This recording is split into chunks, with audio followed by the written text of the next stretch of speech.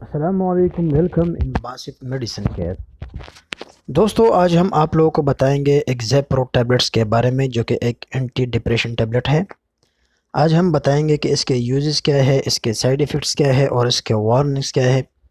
تو ویڈیو کو لاسٹ تک دیکھیں اسکپ کیے بغیر، تاکہ آپ بہتر سمجھ سکیں، ادروائز آپ مس گائیڈ ہو سکتے ہیں۔ ناظرین، ایگزیپرو میں ہمیں ایک ہی ایکٹیو انگریڈینٹ اسکیٹولوپریم ملتا ہے۔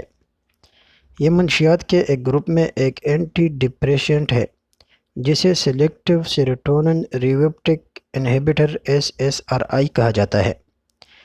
اس کے ٹیٹراگرام دماغ میں موجود کیمیائی مادوں کو متاثر کرتا ہے، جو افسردگی یا پریشانی کے شکار افراد میں غیر متوازن ہو سکتا ہے۔ ایگزیپرو بالغوں میں بے چینی کے علاج کے لیے استعمال ہوتا ہے۔ یہ بالغوں اور نوعمروں میں جو کم سے کم 12 سال کی عمر میں ہیں، وہ بڑے ڈپریشن ڈس آرڈر کے علاج کے لیے بھی استعمال ہوتا ہے۔ سائیڈ ایفیکٹس کی بات کریں تو ایگزیپرو کے استعمال کرنے کے بعد ہمیں جو ممکنہ سائیڈ ایفیکٹس ہو سکتے ہیں، یعنی ضمنی اثرات ہو سکتے ہیں، اس میں اسہال، غنودگی، انزال کی خرابی، سر درد، اندرا، منتلی اور تاخیر سے انزال دوسرے ضمنی اثرات میں شامل ہے۔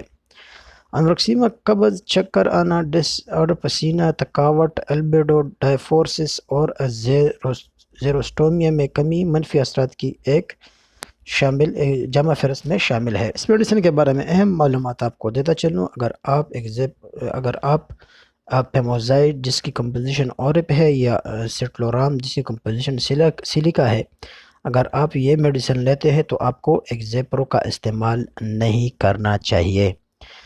دوستو، جو خواتین حاملہ ہے یا حاملہ ہونے کا ارادہ رکھتی ہے، وہ بھی ڈاکٹر کی پرمیشن کے بغیر کبھی بھی یہ میڈیسن استعمال نہ کرے، یا جو ہر پیشنٹ ہے، جس دل کی مریض ہے یا جگر کی کوئی پیشنٹ ہے، تو وہ بھی ڈاکٹر کی پرمیشن کے بغیر کبھی بھی یہ میڈیسن استعمال نہ کرے۔ دوستو، کوئی بھی میڈیسن ہو، ڈاکٹر کی پرمیشن کے بغیر کبھی بھی استعمال نہیں کرنا چاہیے۔